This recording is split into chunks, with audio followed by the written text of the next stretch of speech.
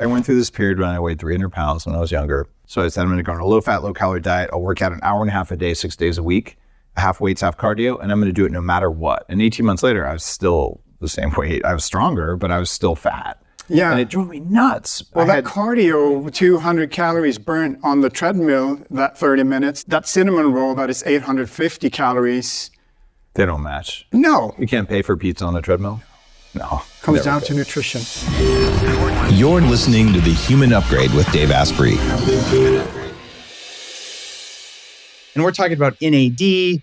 We're talking about mitochondrial function, all those things, which help with muscle. But if you do those and you don't have muscle, what happens with aging patients?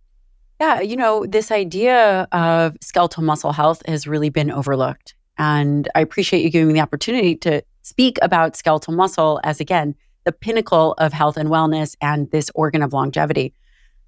There's something very fascinating.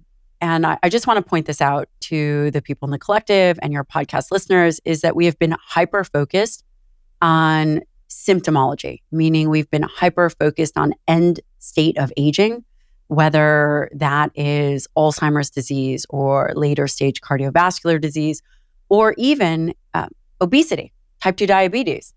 These are diseases, in my opinion, and the evidence would support this, of skeletal muscle first. So understanding and putting skeletal muscle into this framework of not just physical excellence, because by the way, I'm sure you guys saw Dave is very ripped right now, lean and ripped, but really skeletal muscle is this organ system. It is an endocrine organ system, and it determines everything from glucose disposal, which are the carbohydrates that you eat, to its function as an endocrine organ through contracting skeletal muscle, release of myokines. Now, your original question was, let's say you do NAD and you support mitochondria. That's all wonderful. And the reality is, as we age, mitochondria, which a lot of mitochondria is found in skeletal muscle goes through physiological changes as we age. For example, like anabolic resistance, this idea that skeletal muscle is a nutrient sensing organ, which is fascinating. This idea that skeletal muscle senses the quality of the diet through the amino acids that are presented to it. And that efficiency of protein utilization declines as we age. Here's a question. You say this happens as you age. But potentially, yes. There you go. That was the little asterisk. It doesn't always happen as you age. No. It just happens if you don't do something about it. Because it's really important for listeners to get that vibe there. You can control this, but if you don't control it, it will happen. I actually really appreciate that. In the literature, there's a large body of evidence related to aging skeletal muscle. This concept of sarcopenia, which is a decrease in muscle mass and function, and also a handful of causes related to what we would call the hallmarks of aging. You said something very smart, and it's this idea that these things don't have to happen. A large majority of the research that we look at from aging are healthy or sedentary adults. Right. Healthy my ass. Those Exactly. are not healthy people. Right. Exactly. So the framework that we are viewing these physiological changes in skeletal muscle, while we call them healthy older adults, the physical activity or the stimulation of skeletal muscle, they are a disease population. And this change, one of those changes with anabolic resistance, does it need to happen? Potentially, it does not. So you're absolutely right. Potentially, it does not. And again, can you overcome it? Can you change it? Yes. You're pointing out a major problem right now. It's that almost every test you can get done compares you to muggles. And if you're a biohacker, you are not normal. You ideally are several standard deviations away from normal, which means you're abnormal in the best possible way. Like Superman's abnormal too, right? And it's not a bad thing. So that means that any study you read on aging was they looked at a whole bunch of sick people to see what they did. But those people are not like you. The statistics in those things are not like you. And the lab values they target are not like you. Like at 40 Years of Zen, my neuroscience company, every quantitative EEG done, and brain aging actually goes along with muscle aging, but they compared them to a set of brains that were scanned in the 1970s from a bunch of muggles. Like these are people who are not healthy, who are smoking, who are drinking. They didn't do any controls, just a bunch of random people, right? And there's nothing wrong with being a random person. It's just that might not be what's for you. So I have a database of 1,500 super brains of people who are into biohacking and brain training. And when you compare yourself to that, it's very different. Right now, you can't really say, well, how do I look like compared to super agers on these things in most studies? But you probably can with a measure of skeletal muscle mass, right? Yeah. How would you do that? First of all, I've never heard the term super agers. Is that your term? I love that. There is super centenarians, which has been used. James Clement, I think, is the one who studied them the most, who's been on the show. But super agers are just people who age really well. I think I made that up, but I might have heard it somewhere else. I love that. I've never heard it. Okay. I think I might be. It might be an original accidental invention. I love it. Let's talk about, especially for the biohackers, this idea of optimal skeletal muscle.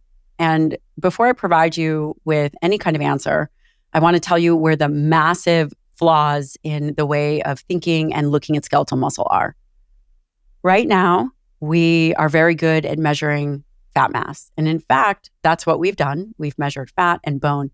DEXA, which is considered the gold standard, by the way, there are, again, large bodies of evidence. This is the shoulders that we stand upon, this idea that DEXA is going to tell us the amount of skeletal muscle and the optimal amount is flawed on a fundamental level.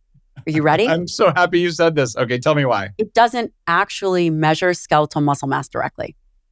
DEXA that we have been using does not directly measure skeletal muscle mass, nor does it measure the quality of the tissue. As an individual ages, skeletal muscle becomes, if it is sedentary, there's this decrease in flux. It's like an overpacked suitcase. Skeletal muscle that is not trained and leveraged with physical activity will become like a marbled steak. Yes. This one major cause of insulin resistance and the subsequent diseases that follow that. But skeletal muscle is not measured directly, routinely, nor in literature. The way in which it can be would be potentially MRI or CT. The majority of people do not have access to that, and it is also not used in most research studies. So right now, what we have is a extrapolation or an estimation of lean body mass, which is not the same as skeletal muscle mass, and we are not directly measuring it. So actually, Dave, I have no idea what your optimal muscle mass should be. This raises a couple of questions. Okay, number one, the founders of Prenuvo, or the founder, the chief medical officer, which is an MRI, whole body MRI technology, have been on the show. I did it at their first beta location in Vancouver about 5 years ago, and again last year in LA. And that gave really good indication of these things, including things like liver fat, which isn't a muscle, but my number was, I think, under 1.5%. It was a very, very low range, which is really important because if your liver is fatty, you probably have fatty muscle. And if your liver is not fatty, you probably don't have fatty muscle. I don't remember, though, in my score, a muscle quality score, even from those guys. So how would I get that? Well, that's a great question. And again, these standards are not done yet. They don't exist. These are major gaps in where we are. One way in which you would see the quality of skeletal muscle is basically, I'm sure that there is a calculation where they would be able to look at intramuscular fat, potentially. There is. But not routinely done. Okay. So I'm guessing that they could write the code for that. And I will actually ask Prenuvo about that because they rewrote all of the software using AI to stuff. So I don't think it would be a hard challenge. So let's ask them. Maybe you can advise them. And then the other thing with muscle, there is likely a genetic potential. And I think striving to reach whatever that individual potential is important because skeletal muscle ultimately becomes your body armor. And do you have to spend 4 hours at the gym to get there? No. But again, thinking about there's a genetic propensity for an individual to put on skeletal muscle and providing yourself with strategies to be able to optimize that genetic potential, I think is absolutely critical. Element helps everyone stay hydrated. You can hydrate without having sugar, dyes, and other toxic ingredients that you'll find in most electrolyte drinks that are shockingly bad for you. When you don't have enough electrolytes, you get headaches, cramps, fatigue, brain fog, and just muscle weakness. Researchers developed Element from a growing body of evidence because studies show that your best health outcomes occur at sodium levels 2 to 3 times higher than today's government recommendations. The FDA says that 70% of dietary sodium comes from processed and packaged foods.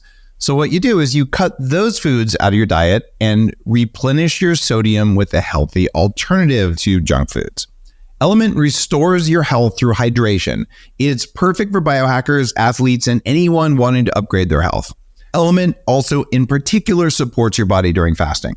The first talk about longevity I ever did was back in my 20s after a review of literature on sodium intake. And ever since that time, I've had more than 6 grams of sodium a day, and it's been a major thing that's improved my health.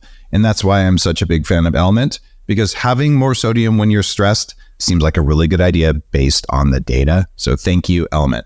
Go to drinkelement.com/Dave. That's drinklmnt.com/Dave. They'll send you a free sample pack with any drink mix purchase.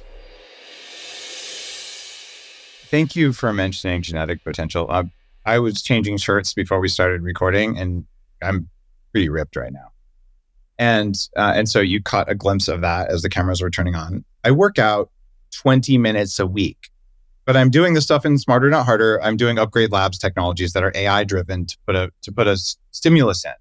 So people are like, oh my God, 20 minutes a week. Because 6 years ago, I had my genes tested and compared to a bronze gold medalist in some strength, one of the strength things. And my genes were 2% better than his for strength things. So yes, I have the genes to put on muscle. So someone else might need 40 minutes a week if they don't have the same genetic potential. I also, and this is where I want your advice for especially younger listeners. In my early 20s, when I said I'm going to lose my 100 pounds of fat no matter what, I hit the gym 90 minutes a day, 6 days a week for a year and a half. I could max out all but 2 of the machines. I was really strong, still had a 46-inch waist. I was still fat. It didn't work right. But I believe all of that set me up to be able to put muscle on easily later in life because I was conditioned that way as a young adult. Yeah, what would you tell younger people to do about that? So I have 2 thoughts on that. Number 1, training younger is very advantageous. And there's been a lot of information out there saying that when you are younger, it's going to stunt growth. I have 2 very little children, and that information is false. It doesn't stunt growth, and it doesn't affect growth plates. Even really heavy lifting? It doesn't necessarily even have to be heavy. Heavy is all relative. I looked at this a lot for my kids because they wanted to do the Upgrade Labs AI thing that flexes your bones. And I found that may be different. Bone flex, again. But again, you are talking about something that is utilizing AI as opposed to what is available for a non-biohacking child. But like a max weight deadlift for a 6-year-old is probably not a good idea, but they should be doing strength work, but just max heavy strength work. I've told my kids, like, wait till you're 18, maybe 16. What do you think? I've seen 16-year-olds on rowing teams actually stop growing because of overtraining. But that may be volume of training, not because of actual strength. Right. Okay. And I think that one could say probably a max deadlift at 6 or 16, maybe too young. But I think that based on the data and lifting and stimulating muscle, whether it's for muscle hypertrophy or strength, that there is no good clinical indication for individuals to not be training young. Amen. Double down on that. One of my most recent proud father moments was when my teenage daughter spent some time with me and watched me biohacking. We were traveling to a Vision Lakiani's conference in Europe. And so I went to the gym with her and she's like, this is fun. And then she said, you know what? I can do this twice a week. It's only going to take me 20 minutes. We have the stuff at home. And I'm like, yeah, but she made her own decision to do it. It's fun. And it's not like every morning. It's for a teenager who just wants to feel good, not, become a bodybuilder later in life. How much weight-bearing exercise, how often is ideal? So this is a great question because from your perspective, I think you've been able to kind of biohack the system. So I'm going to give you information from traditional literature, not using AI, not using any kind of stimulation, there is a very easy rule of thumb: individuals training 3 days a week. You could train 3 to 5 days a week. Again, there is a strength continuum. So you don't have to necessarily load super heavy. And we've all heard this, the 8 to 12 repetitions. Again, could you do more than that? Absolutely. But I think starting 3 days a week is a perfect place to start, unless you are Dave, unless you are using AI, and working 10 sets. The other side to that, 10 sets per muscle group, the other side to that, that is a very generic recommendation, right? This is a very generic recommendation. You're a fitness competitor level. Like, I've seen your Instagram, you're like, look at my apple bottom and whatever the hell else you call it. But like, you are super fit, right? And you're kind of a gym rat, and that's a compliment, not an insult at all. But like, you love it, you want to do it. My kids are studying and like they have stuff they want to do. Talk to me about minimum effective dose for teenagers, because they're more likely to do that. 3 days a week is a lot to ask for a teenager who has a busy life. Potentially, or are we training them to create physical discipline? So I will say there is that. There's the physical discipline aspect. The minimum effective dose could be some kind of high intensity interval training. I'm curious to hear what kind of training you're doing. But for example, Martin Gabala created the 1 minute workout, and he's up in Canada. And that is, that is full out maximum effort. And that would just take a minute of total work, and you would be toasted. I would do that 3 times a week with kids. That's fine. What I'm doing now is pretty much a variety of the things in the strength chapter of Smarter, Not Harder. So I'll use blood flow restriction, which amplifies the results you get even if you use less weight. Electrical stimulation sometimes. I'll use resistance bands instead of lifting weights. And I pretty much don't lift weights unless I'm at a hotel. And, I'm like, I guess I'll do some flies or whatever, just because. And if I do that, I never spend more than about 8 minutes doing that. And I just exhaust the muscles as fast as humanly possible, because all the data that I've seen from doing the research on the book says the faster you exhaust and then the faster you recover equals more growth in less time. But if you exhaust, and then recover, your body doesn't adapt as quickly. So you don't see the same benefits. There may be some upper limit if you're a fitness competitor and a bodybuilder or something. But for me, like, I want to minimize the amount of time and energy that I put in to maintaining right now I'm probably around 7.5% body fat. I would guess that. And I'm like, I have exceptionally dense bones, and like I'm in great shape. New York Times says I'm almost muscular, which is the vibe I want to live a long time. Like, if I put on another, whatever X number of inches, I'm actually going to have a hard time fitting in shirts. And I don't know that I'm likely to live longer if I had, a much larger chest than I do now. Or am I? I don't know. You would know. I have thoughts on this. The skeletal muscle as body armor.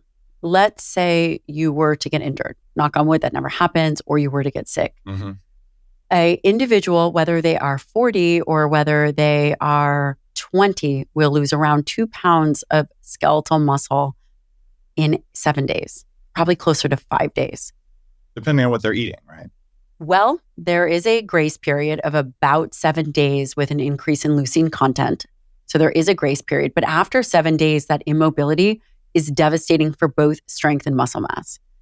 In an ideal world, that never happens. But the reality is, if in fact something were to happen, I would always like less, not more. What do you mean less? In the world where... Not less. You mean more muscle, not less? More muscle. Okay. More muscle rather than less. Yeah. There is no evidence to support that more muscle mass would be detrimental. I have not seen that. Now, we're not talking about bodybuilders using supraphysiological doses of any kind of hormone that's changing their muscular tissue. We're not talking about that. Okay. We're talking about, There's a certain amount of load on the heart. If you're walking around with 3 times the normal amount of skeletal muscle mass, that's probably not good for you. And we see cardiac issues in those exceptionally large bodybuilders. But yes, who knows, maybe it is from all the roids. I'm doing my best to not talk about liver what you king said, right now. body mass. Body mass, you have to pump a lot of blood. Yeah. So I do think that there is evidence to support a more muscular body rather than a less muscular body in the idea of framing with prevention. The other thing that becomes really important is that we've seen this. We've seen that individuals who lose skeletal muscle have higher blood levels of glucose, have more insulin resistance, and oftentimes have elevated levels of triglycerides. It makes so much sense because what is the muscle doing? It's actually using blood sugar. And if you don't have muscle and you have blood sugar, well, what's it going to do? Exactly. And it's also going to build up, which then you get advanced glycation end products, which is one of the major causes of aging. And it's just a bad situation. But I have a little story about the value of muscle mass. About 25 years ago, my father was in really good shape because he'd been training in order to walk the Rocky Mountain Trail that goes from like Mexico to Canada. And he was really, really into these long distance solo backpacking. And he started getting pain in his stomach, like really, really bad pain, and went into the hospital and they said, "We think it might be your appendix." And he goes, "I don't have an appendix." Well, wrong. He just remembered it being taken out, but it wasn't.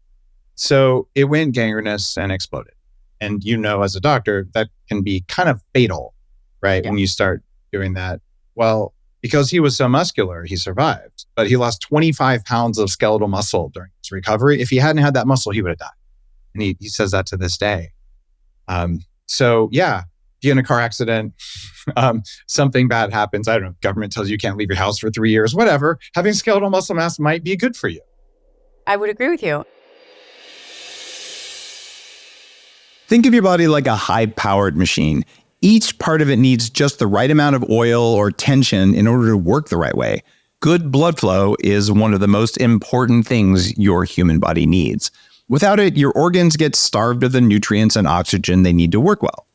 Good news, Calroy Health Sciences 2 supplements can help. Both are backed by really legit research. Arterosil HP protects the fragile inner lining of every blood vessel in your body, and Vasconox HP provides nitric oxide support for up to 24 hours as measured by an open-label published study. If you're ready to amp up your vascular game and keep your body moving, go to calroy.com/Dave for a special deal. So guys, back when John was on this show, actually before you even on the show, you sent me one of the first 5 X3 bars ever made.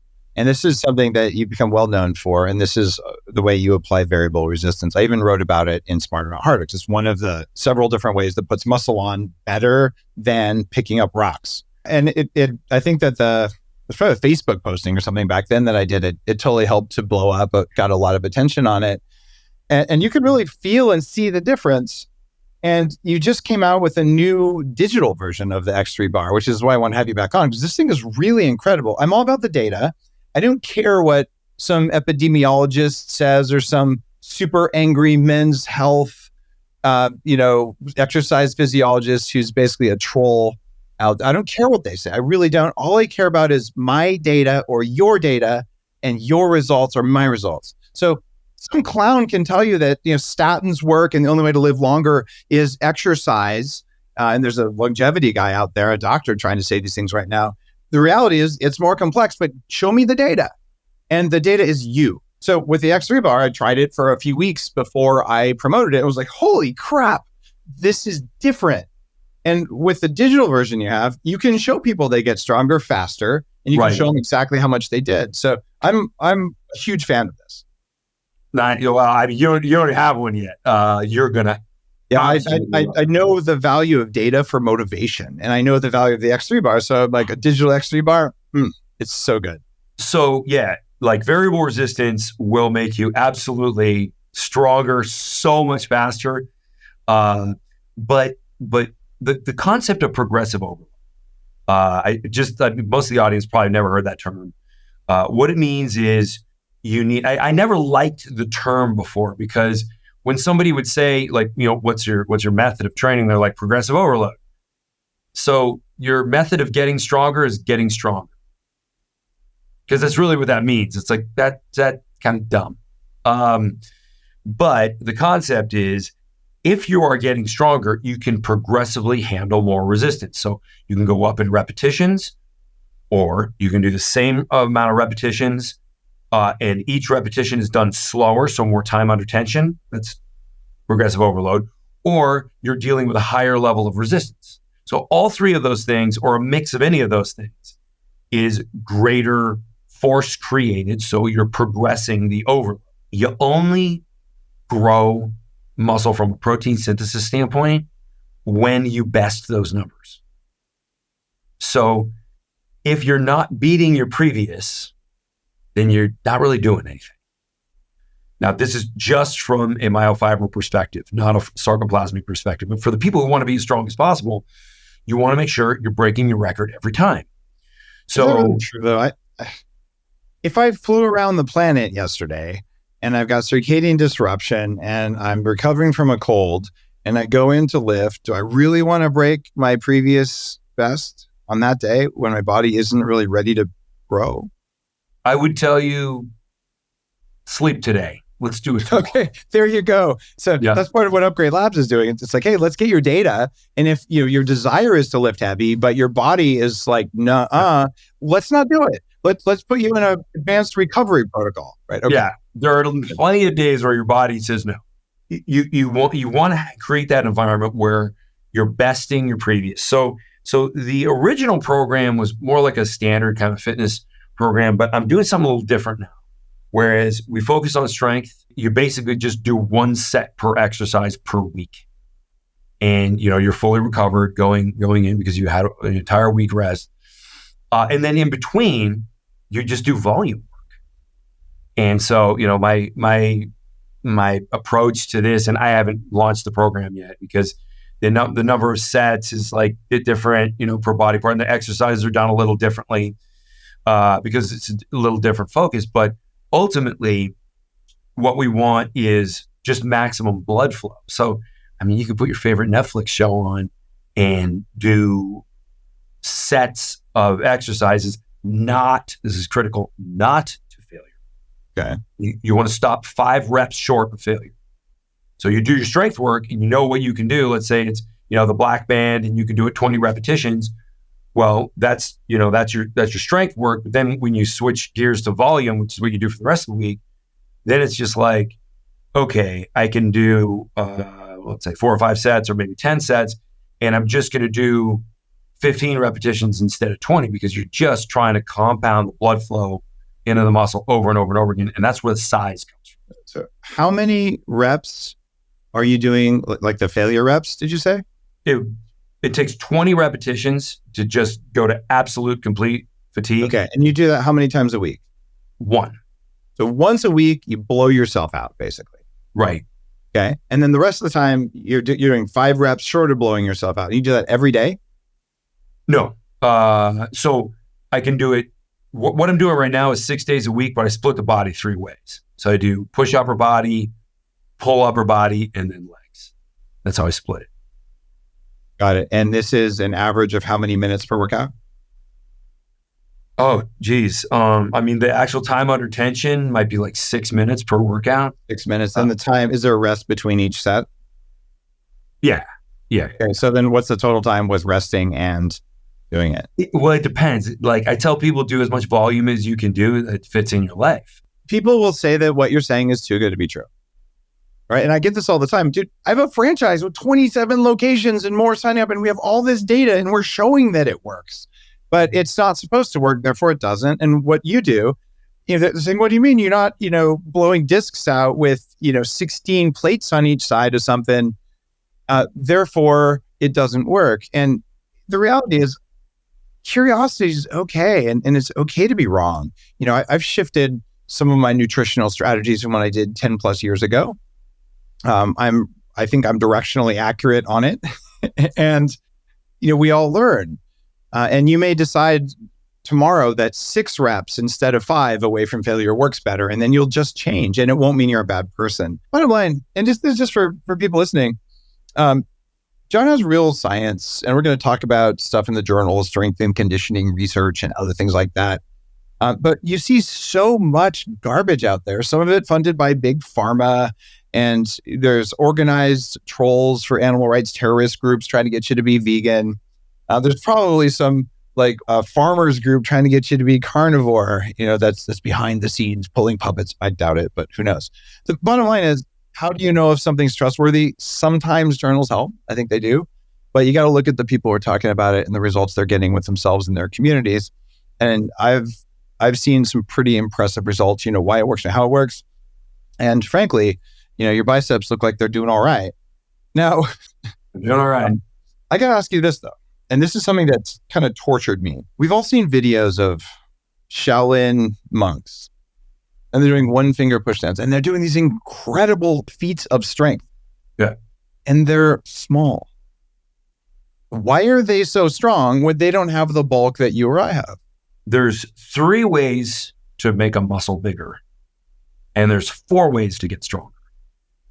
So what they're focusing on is the way to get stronger that doesn't make you bigger, which is neurological, getting more muscle to fire. Got it. At a faster rate. Most people, when they contract a muscle, it's maybe low percentage, 30%, whatever, of the actual mechanical tissue available is recruited.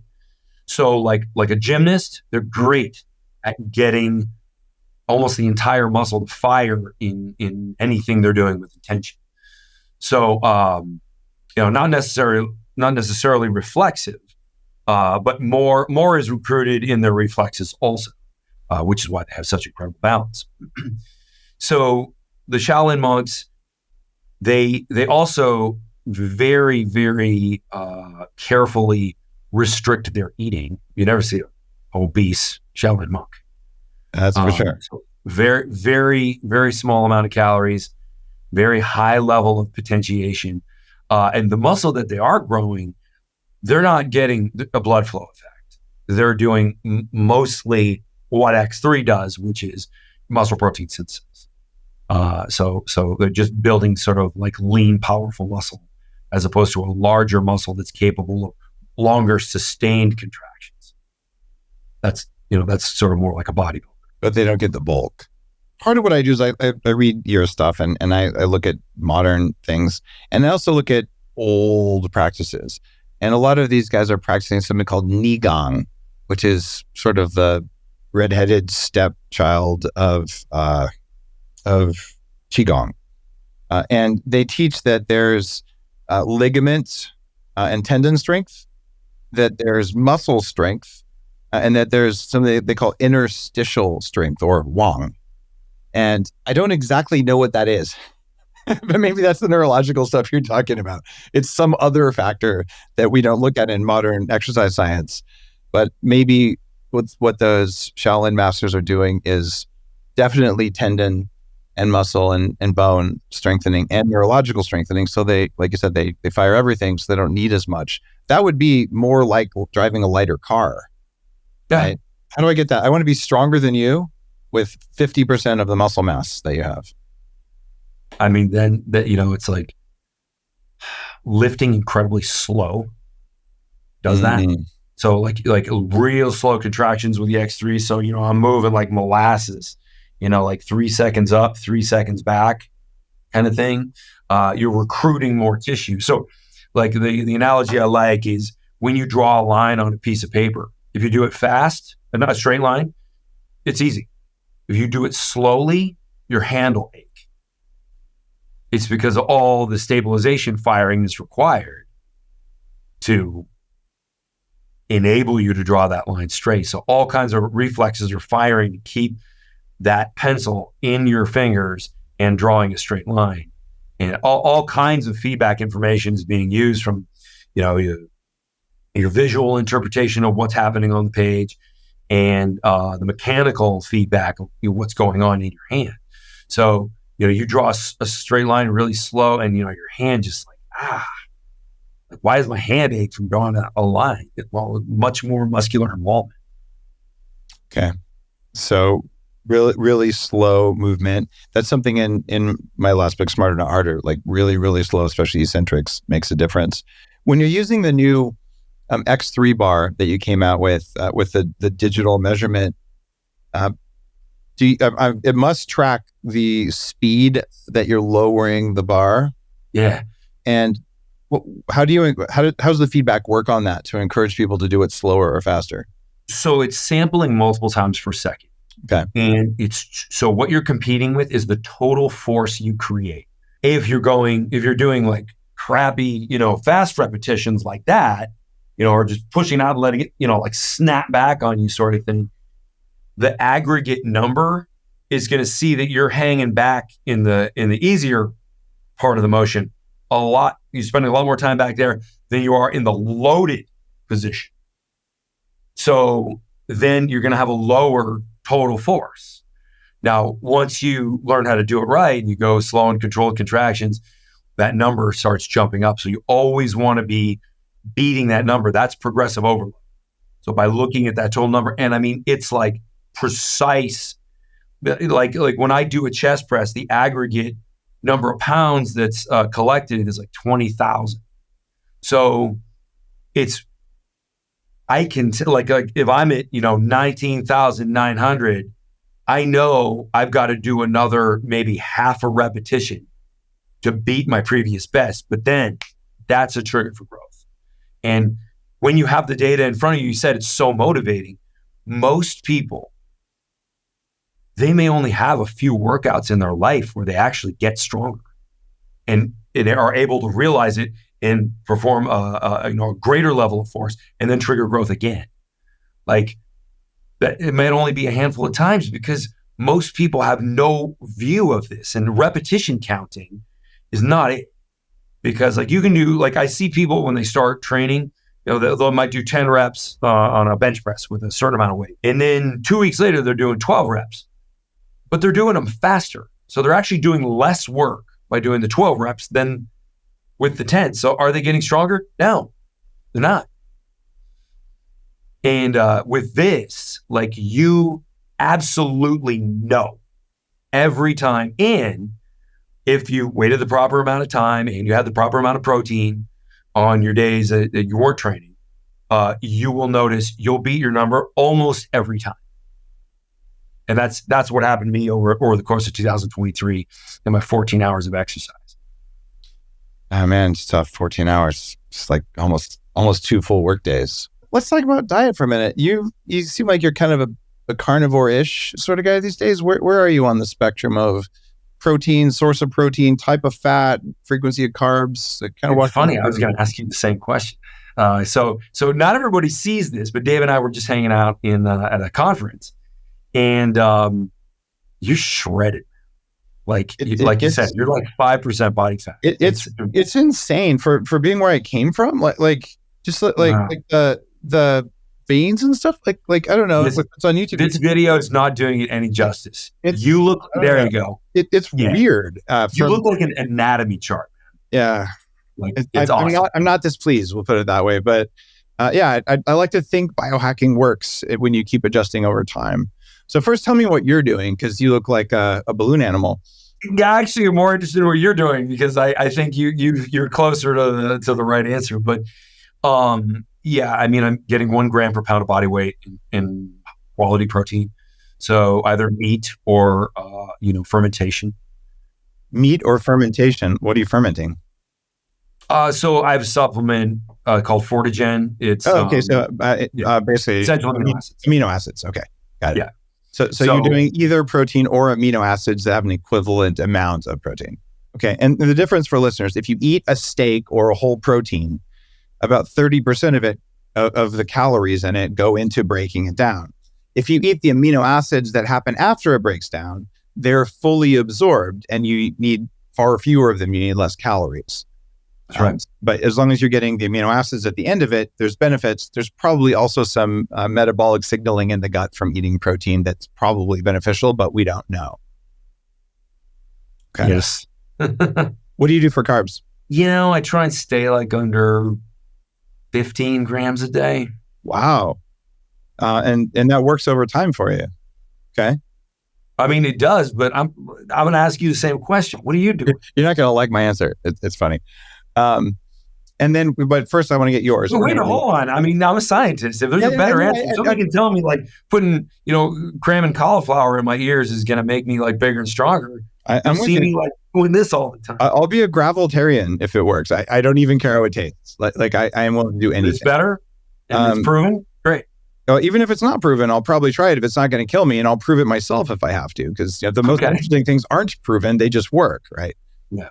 Now, so first you got to tell me fats, type of fat, amount of fat. Where are you on that? Most of the time, I'm 1 meal a day.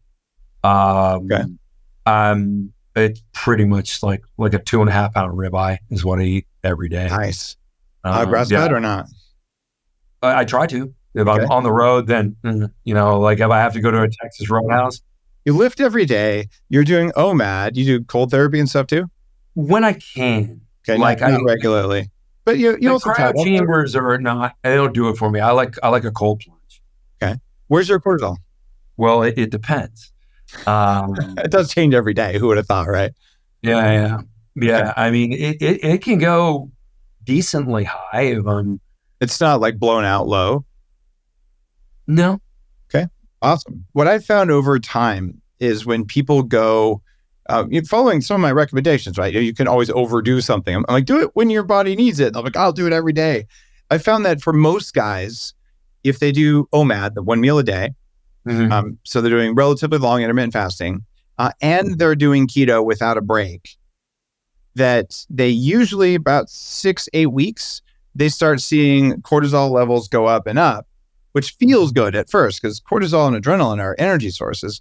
But then you start waking up and you're like, God, I didn't sleep well. This happened when I did 3 months of what we would now call carnivore, when I was stress testing the edges of the bulletproof recommendations. And so you're like, God, my sleep quality just went to hell and your sleep score is no good. And then you wake up without a kickstand and then your hair gets a little bit thin. These are all like high cortisol things. So I always, that's one of the reasons my recommendations were maybe you should cycle in and out of ketosis. Also, SHBG goes up on a keto diet over time, right? And so that was my one hard thing with the bulletproof stuff is why is SHBG so high? And green tea extract, EGCG, will lower it to a certain extent. So will having some carbs already. So I went back and forth, and I've been tweaking and testing forever. So I'm a little bit of a long story to tell you what I'm doing, but I want listeners and you to understand the order of operations of my thinking and like why I did it and have done it the way I do it. And by the way, there's a brand new website, daveasprey.com, just came out, and I've reorganized all the information. There's 3,000 blog posts and 1,200 episodes. There's a lot of info just to make it easier to find stuff. So go to daveasprey.com to see all that. But in Superhuman, the longevity book, there's a cluster of data that says 0.6 grams per pound of body weight might be associated with longevity.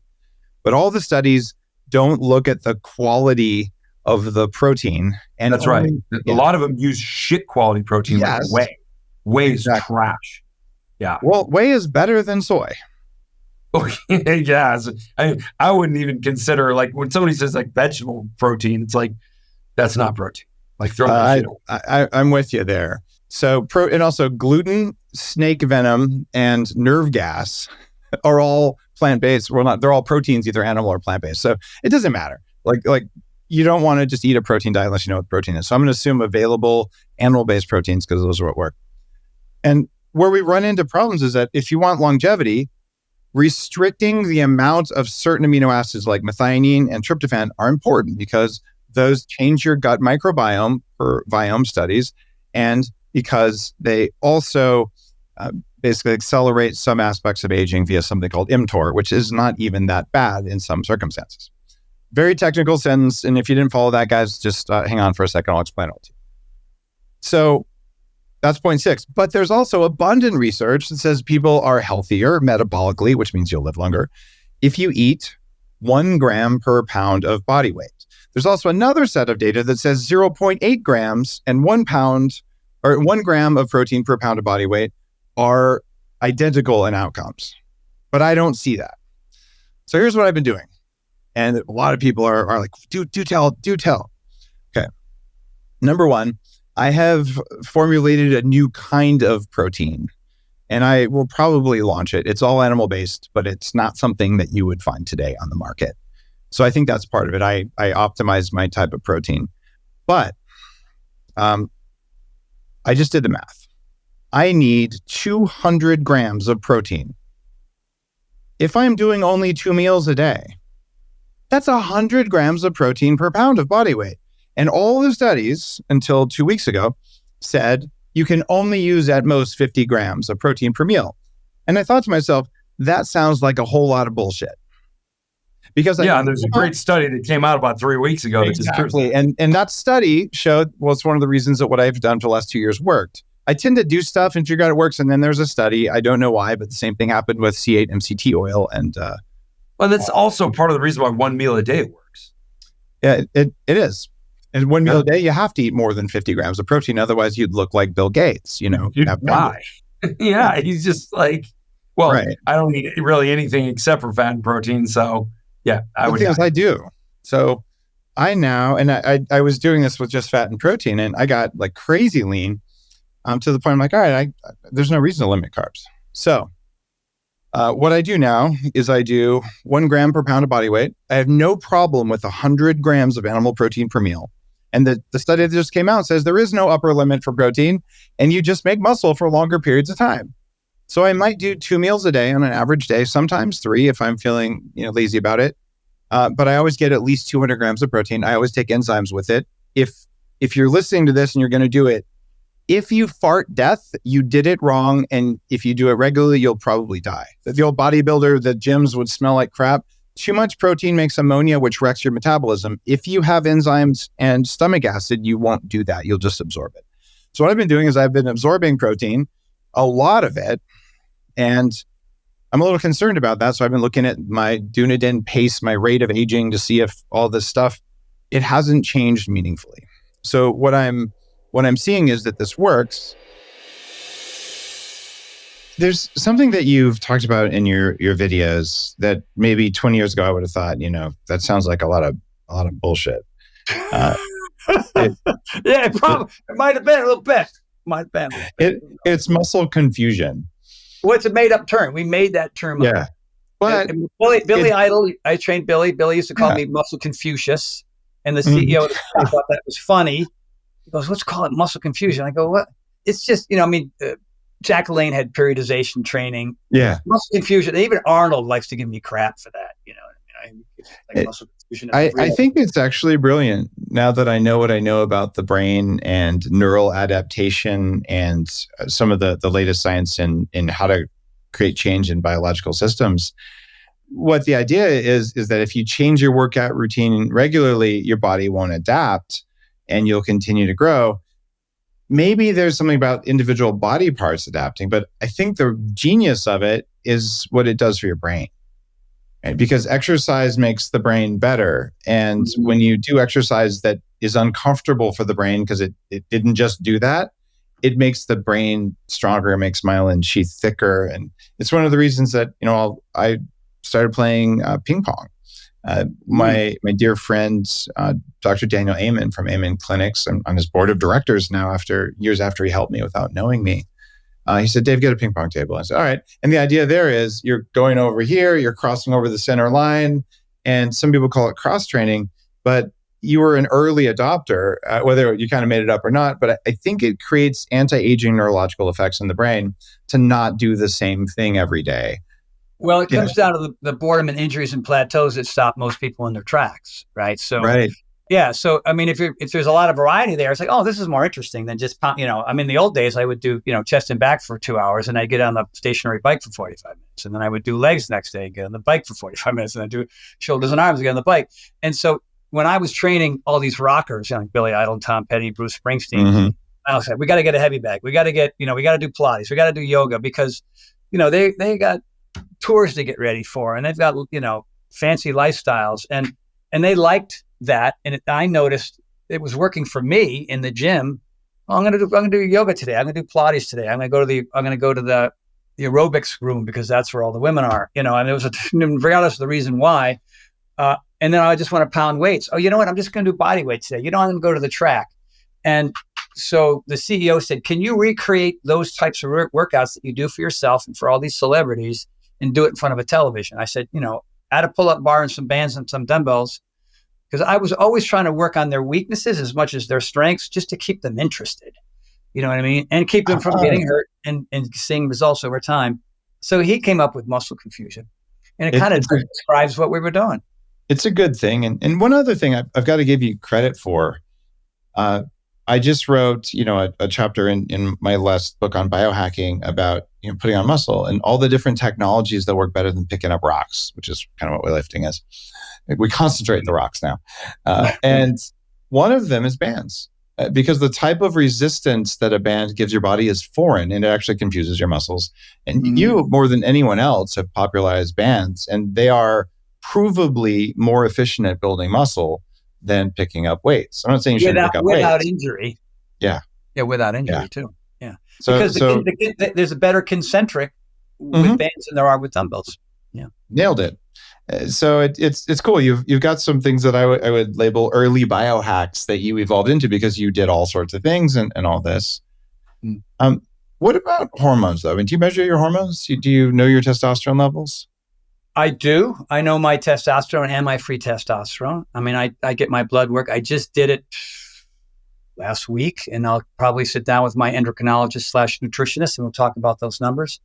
And my test, I don't take anything for it. I was going to ask you that next. Yeah. And it's between 780 and I've gotten as high as 1,000 plus. And you can do that at 65, which is so unusual because we have an epidemic even among. She keeps saying, like, you sure you're not taking anything? No, man. Yeah. Protein powder twice a day and training hard. Yeah.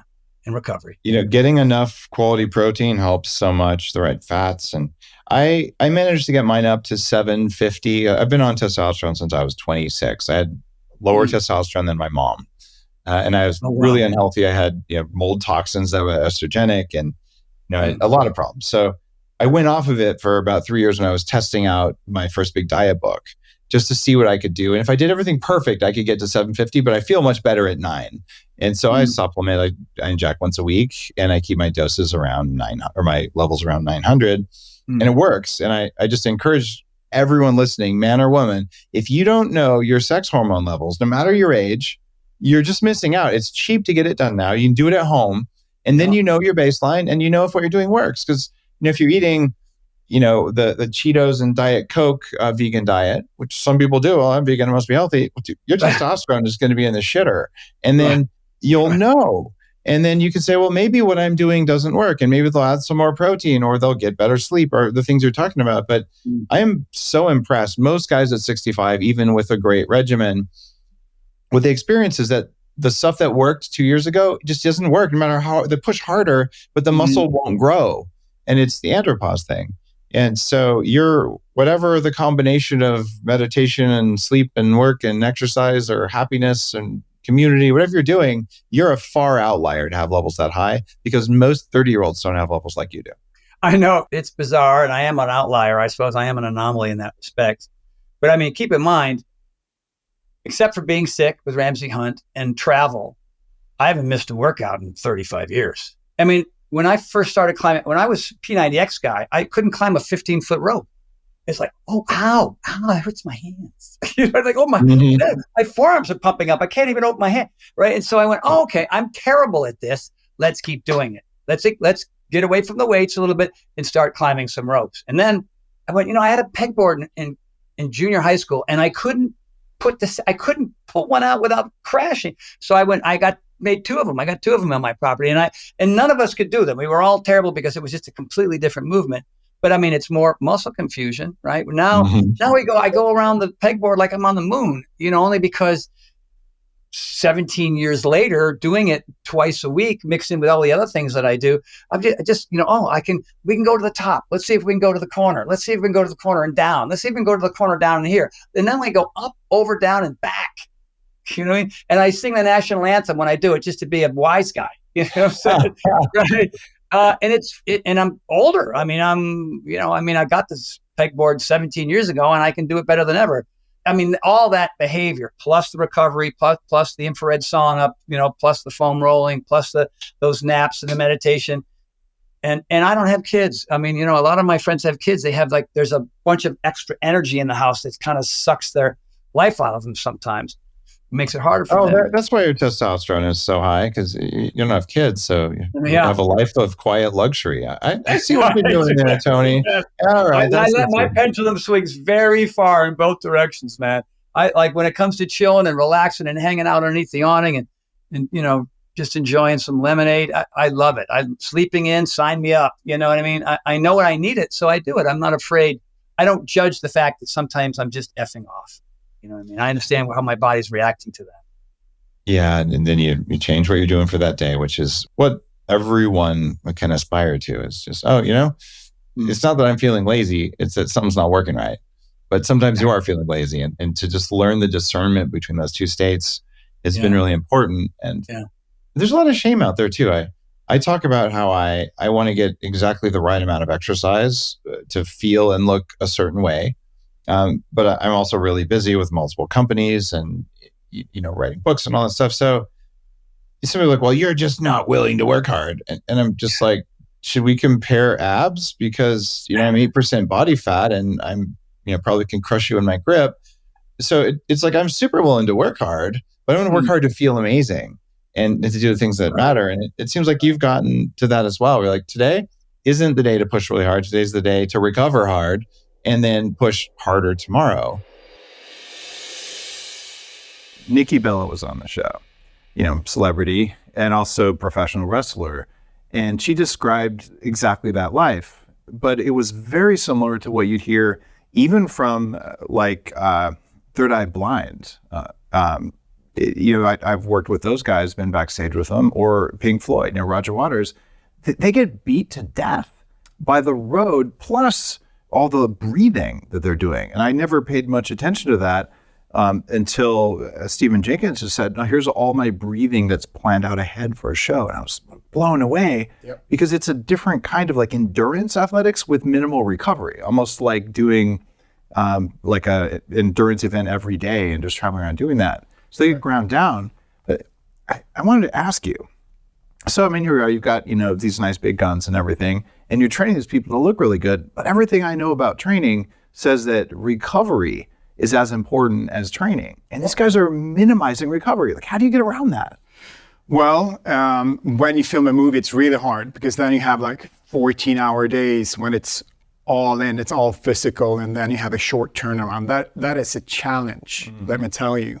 So you do whatever you can. But same thing with an artist when you're on tour. It's all about finding those spots. When should I be eating? Can we get a break here to do get an hour at the spa with some ice bath and a sauna. So you recommend that to your clients as well as I exercise. do. And for me, it's about creating good habits as well. When let's say when you're on tour, your schedule is created for you to take you from city to city to do radio promo and to do shows. There's nothing in there that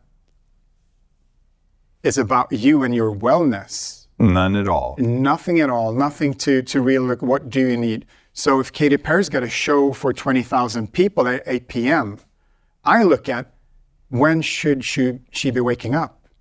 What type of workout should she be doing during the day to optimize the performance at night?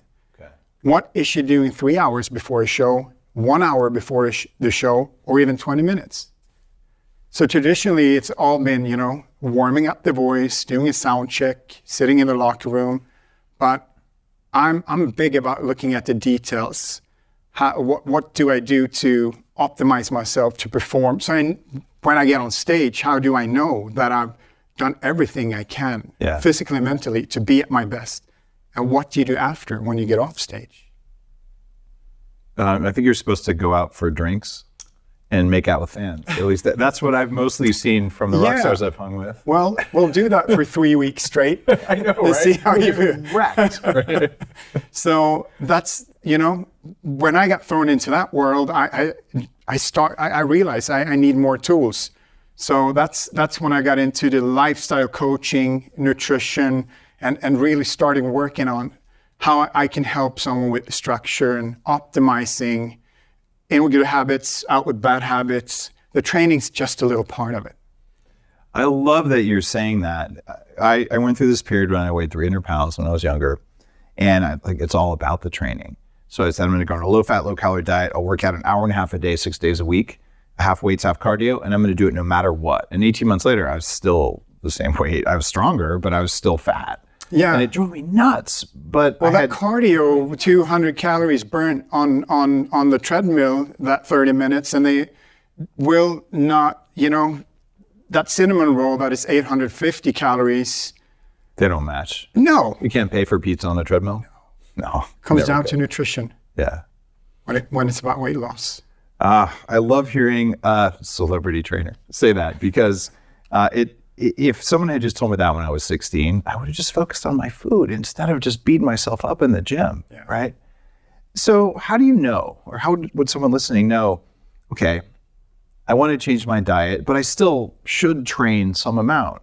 So for a mere mortal who maybe doesn't have to look like Gal Gadot, don't have to be one or something, what's a normal training frequency? Well, let me start by addressing training and nutrition. I always get the question, how much is training, how much is nutrition? Is it 50-50, 60-40? Just know that you shouldn't even talk about nutrition and training in the same sentence. You need to get on top of your nutrition and on top of your training, both in a balanced way. So what I would recommend to someone who wants to start that journey is to not be too hard on themselves. Because we tend to go from 0 to 100 or going too extreme. And then, you're good for a week and then you fall off the wagon and you set yourself up for failure. So a system that I use a lot is my 17 out of 20 method, which is bulletproof. You cannot fail. You never fail. You don't need to feel like a failure ever. So if you eat 20 meals, I want 17 out of 20 to be on point. Cool. 3 out of 20, enjoy life. Even just like eating complete garbage, or just a little bit? Yes. See, I have a hard time with that. I used to do that, cheat days, right? Kind of a similar thing. Treat days. Yeah, or treat days, and I'll still do that. Yeah. But on a treat day, fine, I'll have some extra sugar that day, but I'm not going to eat like the Twinkies. Or I'm not going to eat hydrogenated fat. I'm not going to eat gluten, because I know I'm going to have cravings for 3 days afterwards, and it's going to lower my energy. So how do I feel okay the next day after a cheat day? I'm like you, but most people aren't. So okay, fair point. What I've realized after 20 years plus is that you need to come up with a system where people don't feel like they're failing as soon as they make a mistake. So if people really want that Twinkie, they can have it. It's not going to be the greatest thing. Yeah, sugar's terrible for you, and I have, it messes with me for days. But at least there's a plan. Right. A plan of after that Twinkie, then I know that, I need to get back to my 17 clean meals. So it's not about perfection, because perfectionism kills everything. And a lot of people say, I failed on the diet, therefore it's just all Twinkies.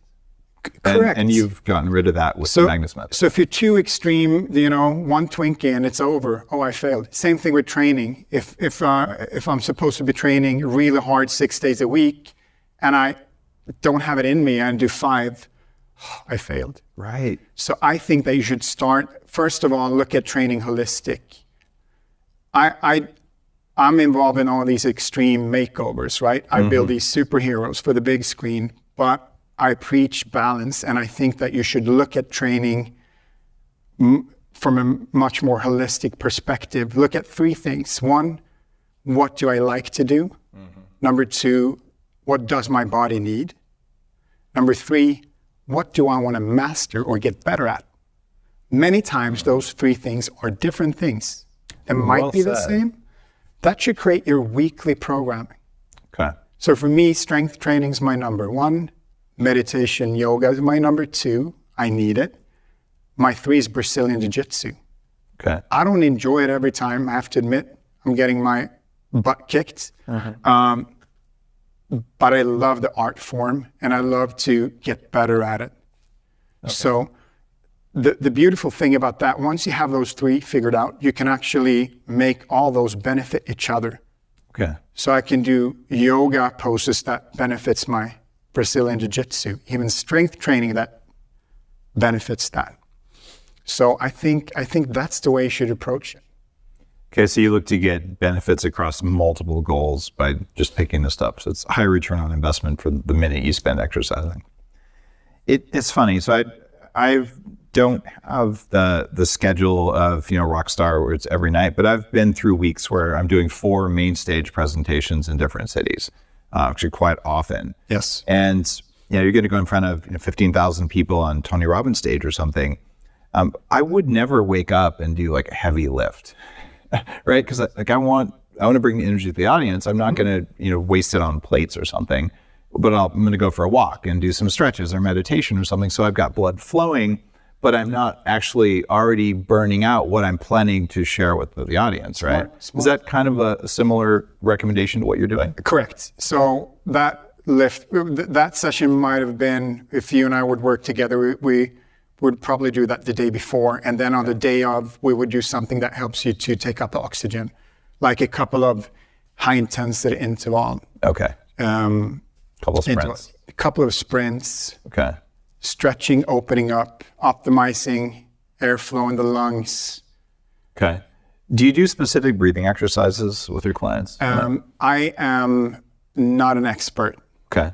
What I do is I work with a lot of isometric exercises to open up your lungs and to line your spine.